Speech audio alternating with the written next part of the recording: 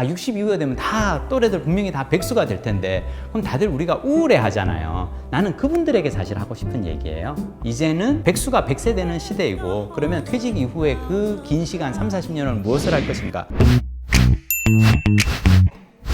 꼬리에 꼬리는 꼭꼭 좋아요와 구독 부탁드립니다. 우리에게는 이제 길고 긴 노후가 이제 우리를 기다리고 있어요. 고전평론가 고미숙 선생님은 100세 시대란 백수가 100세 되는 시대라고 말하십니다. 어쩌면 100세 시대는 백수의 시대예요. 우리가 공부하는 학생으로 10년, 20년 살고 뭐 일하는 직장인으로 20년, 30년 산다면 어쩌면 퇴직하고 나서 50세 이후, 60세 이후 30년, 40년을 우리는 백수로 살다 간단 말이죠. 어쩌면 인생에서 가장 긴 시간을 우리가 백수로 보내는 거니까 100세 시대란 백수의 시대일 수도 있습니다. 우리는 그럼 어떻게 살아야 할까요? 바보야, 문제는 돈이 아니야 라는 책이 있습니다. 고미숙 선생님이 쓰신 책인데요. 이 책에서 고미숙 선생님은 이렇게 말씀하십니다. 아이러니하게도 대학의 지성은 실종됐지만 지성 자체는 전 인류적으로 해방되었다. 인류가 지금까지 터득한 모든 지식과 정보는 다 스마트폰 안에 들어있다. 바야흐로 대중지성의 시대가 도래한 것이다. 당장 세바시를 보세요. 여러분, 그 교수님들이 나와서 그 유명한 저자들이 나와서 자신의 책의 핵심 아이디어들, 자신이 그 수업을 하는 대학에서 가르치는 그 강의에 15분 내에 녹여서 여러분들에게 알려주잖아요. 심지어 돈도 안 받고요. 여러분들에게 기말고사를 보지도 않아요. 얼마나 이보다 더 좋은 공부의 장이 어디 있어요? 제가 생각했을 때 우리나라 원조 백수들은 조선시대 양반들입니다. 조선시대 양반들, 와, 진짜 특히 양반들 중에서 몰락한 양반들 있어요. 과거를 통해서 관직에 못 나간 양반들 있잖아요. 이분들 노는 게 직업이에요. 여러분, 양반 계급이 노동에 종사하지 않고도 생활이 가능했던 이유가 뭘까요? 사농공상, 이 4가지 계급 중에 빼고는 나머지 농공상이 쎄빠지게 일을 한 겁니다. 뭔가 만드는 사람들이 있었으니까 이 양반이 먹고 놀았던 거거든요.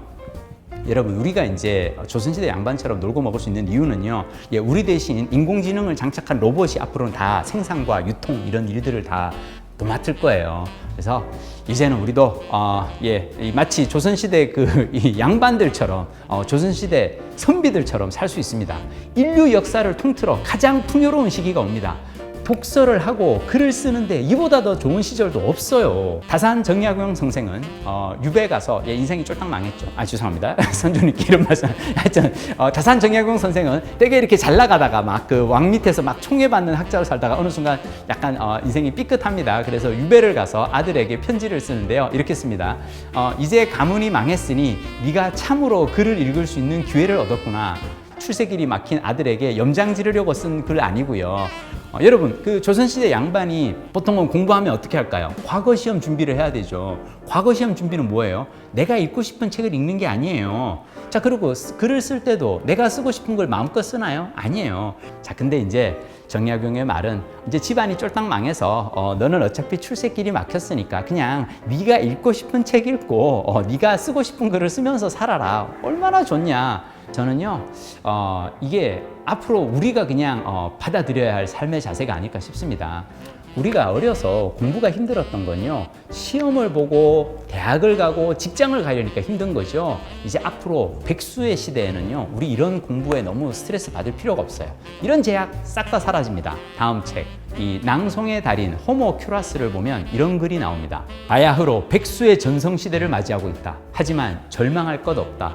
백수가 지성을 연마하면 군자가 된다. 주류에서 배제되었다고 스스로를 포기할 것인가? 아니면 그걸 기회로 삼아 자신의 삶을 고귀하게 만들 것인가? 자기 포기 대 자기 배려. 자기를 존중하려면 무엇보다 자기 안의 욕망과 호흡을 조절할 수 있어야 한다. 백수가 군자가 되는 길도 여기에 있다. 와, 살아있다는 것은 욕망을 통제하기 위해 끊임없이 노력하는 과정입니다. 그것이 바로 수행이죠. 여러분, 가장 좋은 수행은 글쓰기입니다. 여러분, 사람들이 왜 노래방 가가지고 술 먹고 2차 가서 노래방 가가지고 이렇게 마이크 잡고 노래하라 그럴 때 부담 없죠. 그냥 자꾸 술 취한 사람들 막 부릅니다. 내가 노래를 못한다고 해서 내가 부족한 사람이 되거나 그러는 건 아니니까요. 자, 근데 글은 좀 다릅니다. 글은 곧 나의 자아니까요. 이 글을 못 쓰면 왠지 부족한 내가 드러나는 것 같아요. 그래서 글쓰기가 부담스러운 이유는 글이 나를 드러내는 거울이기 때문입니다.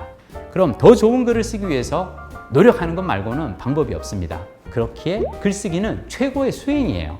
더 나은 내가 되기 위해, 더 좋은 글을 쓰기 위해 노력하는 거고요. 그 과정에서 우리는 조금 더 나은 사람이 될 수 있습니다.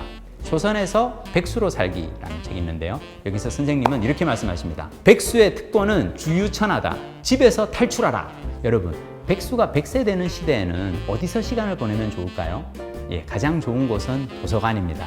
여러분, 도서관 이외의 공간은 다 위험해요. 여러분의 호주머니를 털려고 노립니다. 가서 여러분이 쇼핑몰에 가서 우와 완전히 핫플레이스가 우와 너무 좋아 라고 거기를 행복하게 한 30분 1시간 다니다 보면은 뭔가를 사야 할 것 같고 돈을 써야 될 것 같죠. 자본주의 시대에 모든 공간은 소비를 부추기는 목적으로 존재하지만 오로지 도서관만이 공부를 부추깁니다. 심지어 돈 한 푼 요구하지 않아요, 도서관은.